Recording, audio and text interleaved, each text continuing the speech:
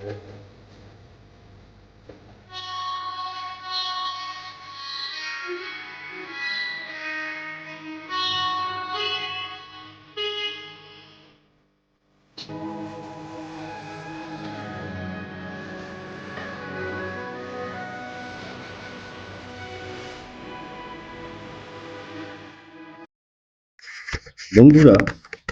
এর আগে আমরা বেতাল এবং চন্দ্রগুপ্তের দ্বিতীয় গল্প বলেছিলাম। এবার আজ আমরা তৃতীয় গল্প বলবো। বলার পরে প্রশ্ন উত্তর থাকবে, সবই বলে দেওয়া হবে। আপনাদের কাছে শুধু অনুরোধ, ডেসক্রিপশন বক্সটা একটু দেখবেন এবং কমেন্ট করে জানাবেন গল্পটা কেমন লাগছে, আমার চ্যানেলটাকে কেমন পছন্দ হয়েছে সেটাও জানাবেন, লাইক দেবেন, সাবস্ক্রাইব করবেন, এটাই আমার অনুরোধ। বহুকাল পূর্বে বর্ধমান নামে একটি জায়গা ছিল। সেই নগরে রূপসেন নামে এক পণ্ডিত, বুদ্ধিমান, ধার্মিক ও দয়ালু রাজা ছিলেন। বীরবর নামে দক্ষিণ দেশবাসী এক যোদ্ধা এসে তার কাছে কাজ চাইল। সেই যোদ্ধার চেহারা ও মিষ্টি ব্যবহারে খুশি হয়ে রাজা জিজ্ঞাসা করলেন, বীরবর, তুমি কত টাকা বেতন চাও? কত টাকা বেতন পেলে তুমি খুশি হবে? সেই যোদ্ধা বললেন, মহারাজ, রোজ আমাকে 1000 সোনার মোহর দিতে হবে, তবেই আমার চলে যাবে। রাজা জিজ্ঞাসা করলেন,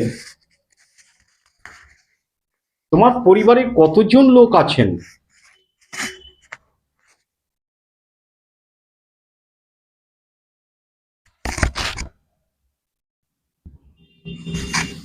বীরবর বলল, আমার স্ত্রী আছে, এক ছেলে আর এক মেয়ে, ছাড়া আমার আর কেউ নেই। এই কথা শুনে রাজা মনে মনে ভাবতে লাগলেন যে এর পরিবার ছোট, অথচ কি জন্যে এত টাকা সে বেতন চাইছে। নিশ্চয়ই এর কোনো অসাধারণ গুণ আছে। অতএব কিছুদিন একে রেখে পরীক্ষা করে দেখা যাক।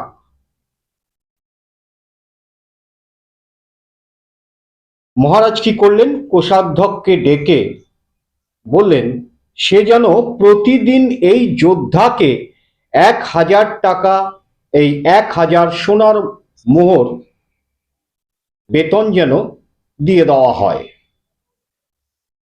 বীরবর প্রতিদিন 1000 সোনার মোহর নিয়ে রাজা যে বাড়ি তাকে থাকবার জন্য দিয়েছেন সেই বাড়িতে কাজ শেষে চলে যান। বাড়িতে গিয়ে যোদ্ধা কি করেন, মোহরের অর্ধেক বৈষ্ণব, বৈরাগী ও সন্ন্যাসীদের মধ্যে দান করে দিতেন। বাকি টাকা দিয়ে কি করতেন, গরিব, দুঃখী ও অনাথদের পেট ভরে খাইয়ে সামান্য, যৎসামান্য নিজের সংসারের জন্য খরচা করতেন। শুধু একদিন নয়, প্রতিদিন এইভাবে টাকা, এই মোহর নিতেন তিনি এবং এইভাবে তিনি খরচা করতেন। এইভাবে দিন কাটতে লাগলো। সারাদিন এইভাবে মোহর খরচা করে রাত্রে বীরবর অস্ত্র শস্ত্র ও সাজ পোশাক পরে রাজবাড়ি পাহারা দিতেন। রাজা তার শক্তি ও সাহসের পরীক্ষার জন্য মাঝরাতে কি করলেন, নানা কঠিন কাজ করতে তাকে পাঠাতেন। সে তক্ষুনি গিয়ে সেই কাজ সম্পন্ন করে যোদ্ধা ফিরে আসতো। রাজা প্রসন্ন হতেন। একদিন হঠাৎ কি হয়েছে, গভীর রাতে মেয়ে ছেলের কান্না শুনতে পেয়ে রাজা তৎক্ষণাৎ বীরবরকে ডেকে বললেন, বীরবর, দক্ষিণ দিক থেকে একটি নারীর কান্না শোনা যাচ্ছে, তুমি তাড়াতাড়ি গিয়ে সেটা জেনে আসো এবং আমাকে জানাও। বীরবর যে আজ্ঞা বলে দ্রুত চলে গেল তার সন্ধানে, কোথা থেকে কে কাঁদছে।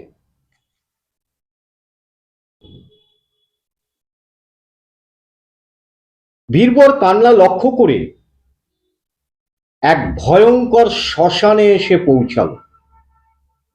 দেখল, শ্মশানে কি দেখল, এক পরমা সুন্দরী মেয়ে দামি গয়নাগাটি পরে কপাল চাপড়ে চাপড়ে হাহাকার করে কাঁদছে। বীরবর তাকে দেখে চমকে গিয়ে জিজ্ঞাসা করলো, মা, আপনি কে? কেনই বা এত রাত্রে একা শ্মশানে বসে কাঁদছেন? কোনো উত্তর পেল না, বরং আগের থেকে আরো জোরে কাঁদতে লাগলেন। বীরবর বারবার জিজ্ঞাসা করতে বলল, আমি রাজ্যলক্ষ্মী, রাজা রূপসেনের প্রাসাদে নানা অন্যায় কাজ হচ্ছে, তাই দেখে আমি সেখানে থাকতে পারছি না। আমি চলে গেলেই অলক্ষ্মী আসবে এবং তখন রাজার খুব অমঙ্গল হবে এবং অল্প কদিনের মধ্যে সেই রাজাও চলে যাবে। এই ধার্মিক গুণী রাজা মারা যাবে, তাই আমি কাঁদছি, রাজলক্ষ্মী বলছেন। এই ভয়ঙ্কর কথা শুনে বীরবর শিউরে উঠল। দেবীর কাছে হাতজোড় করে বলল, মা, আপনি যা বললেন তা নিঃসন্দেহ ঠিক, কিন্তু যদি কোনো উপায়ে রাজার বিপদ দূর করা যায় তবে আমাকে বলুন, আমি প্রাণ দিয়েও তা রক্ষা করব। রাজলক্ষ্মী জিজ্ঞাসা করলেন, সে বড় শক্ত কাজ, তুমি কি পারবে সেই কাজ করতে, সম্পন্ন করতে? এখান থেকে পূর্ব দিকে ৮ যোজন দূরে মন্দিরে এক দেবী আছেন। কেউ তার ছেলেকে নিজের হাতে ওই দেবীর সামনে বলি দেয়, তবে তার দয়ায় রাজার সমস্ত অমঙ্গল কেটে যাবে। এই কথা শুনে বীরবর বাড়ির দিকে রওনা হলো। রাজাও তার পেছন পেছন চললেন, কারণ রাজা ফলো করেছিলেন তাকে। বীরবর বাড়ি গিয়ে বউকে ডেকে তুলে সব কথা খুলে বলল। সেও ছেলেকে ঘুম থেকে তুলে বলল, বাছা, তোমার মাথাটা কেটে দেবীকে অর্ঘ্য দিলে রাজার অমঙ্গল কেটে যাবে ও রাজ্য শক্তিশালী হবে। ছেলে বলল, কি বলল? ছোট্ট ছেলে কি বলছে? এ তো আমার সৌভাগ্যের কথা।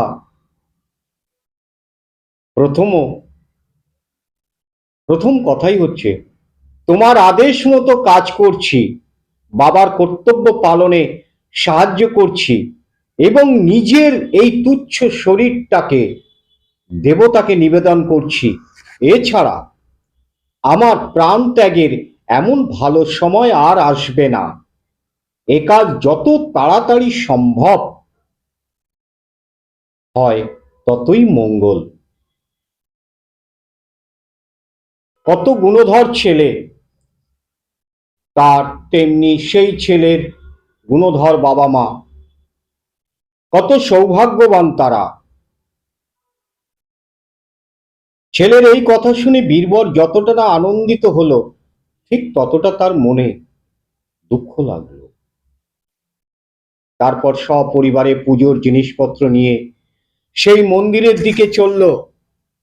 রাজা বীরবর ও তার পরিবারের প্রভুভক্তি দেখে আশ্চর্য হলেন এবং মনে মনে অজস্র ধন্যবাদ দিয়ে গোপনে তাদের পেছন পেছন চললেন শেষটা দেখতে।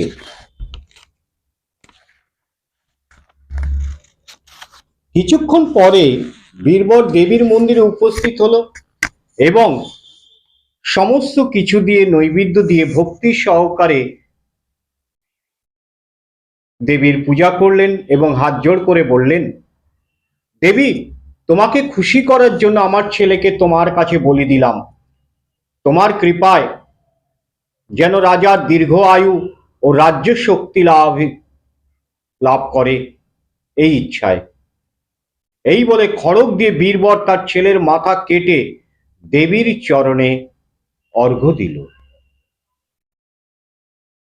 বীরবরের মেয়ে তার ভাইকে খুব ভালোবাসত। এই দৃশ্য দেখে সেও সেই খড়গ নিয়ে নিজের বুকে বসালো। বীরবরের স্ত্রী দুঃখে পাগল হয়ে নিজে আত্মহত্যা করলেন। তখন বীরবর মনে মনে চিন্তা করতে লাগলো, প্রভুর কাজ শেষ করলাম, স্ত্রী পুত্র কন্যা হারালাম, আর কি সুখে জীবন ধারণ করি, সবই তো চলে গেল। এই বলে সেও নিজের খড়গ দিয়ে নিজের মাথা কেটে ফেলল। রাজা দূর থেকে আড়ালে এই মর্মান্তিক দৃশ্যগুলো দেখছিলেন দাঁড়িয়ে এবং মনে মনে বলতে লাগলেন, যে রাজ্যে প্রভু ভক্ত সেবকের প্রাণ গেল, আমি সেই রাজ্য ভোগ করব না। তখন তিনি খড়গ হাতে তুলে নিজের বুকে বসাতে গেলেন। তখনই দেবী দুর্গা দেখা দিয়ে তার হাত ধরে ফেলে বললেন, বৎস, তোমার সাহস এবং নীতিবুদ্ধি সৎ জ্ঞান দেখে আমি সন্তুষ্ট হয়েছি। তুমি আমার কাছে বর চাও, বর প্রার্থনা করো। রাজা কি বললেন, মা, যদি তুমি খুশি হয়ে থাকো তবে ওই চারজনকে জীবন দান করো মা। দেবী তথাস্তু বলে স্বর্গ থেকে অমৃত এনে চারজনের গায়ে ছিটিয়ে দিলে তারা সুস্থ হয়ে বসল। বীরবর তখন বাকি ছেলে মেয়ে এবং স্ত্রীর বেঁচে উঠতে দেখে তার মন আনন্দে ভরে গেল এবং দেবীর পায়ে পড়ে তার স্তব করতে লাগলেন। রাজার ভক্তি দেখে স্তব শুনে দেবী আরো খুশি হলেন। আশীর্বাদ করে বর দিয়ে দেবী তৎক্ষণাৎ অদৃশ্য হয়ে গেলেন। পরদিন সকালবেলায় সভায় রাজা রূপসেন আগের দিনের রাত্রিরে ঘটে যাওয়া সমস্ত ঘটনার, আশ্চর্যের ঘটনার কথা সভাসদদের সাক্ষী রেখে প্রভু ভক্ত বীরকে অর্ধেক রাজ্য প্রদান করলেন। এইবার গল্পটা শেষ হলো। এইবার বেতাল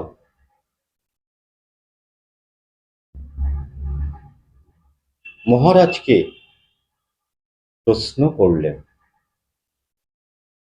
কি প্রশ্ন? মন দিয়ে শুনবেন।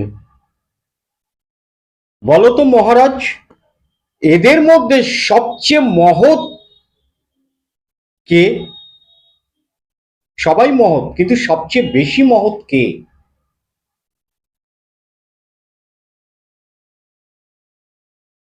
বিক্রমাদিত্য উত্তর দিলেন, আমার মতে রাজাই বেশি মহৎ।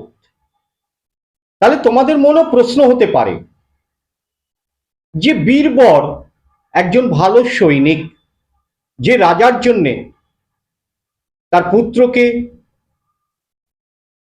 বিসর্জন দিলেন এবং সারা পরিবারকে বিসর্জন দিয়ে নিজেকেও বিসর্জন দিলেন, তাহলে সে কেন মহৎ হবে না?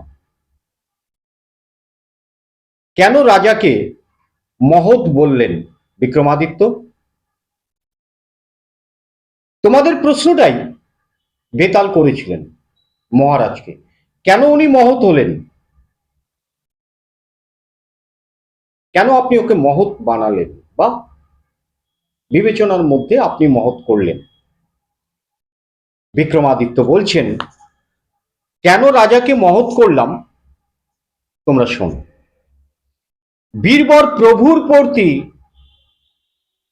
প্রতি কর্তব্য পালন করেছিল, এটা কর্তব্য। আর স্ত্রী আর ছেলে তো মরবেই, কারণ স্বামীর জন্য আর বাবার জন্য প্রাণ দেওয়া সেবকের ধর্ম। কিন্তু রাজার তো সেরকম কোনো ধর্ম নেই, তবু তিনি সেবকের জন্য প্রাণ দিতে চেয়েছিলেন, তাই তিনি মহৎ। দেবী সন্তুষ্ট হলেন। আজকে এই তৃতীয় গল্প শেষ হলো কাহিনী। এরপরে আমরা চতুর্থ গল্প শোনাবো বিক্রমাদিত্যের।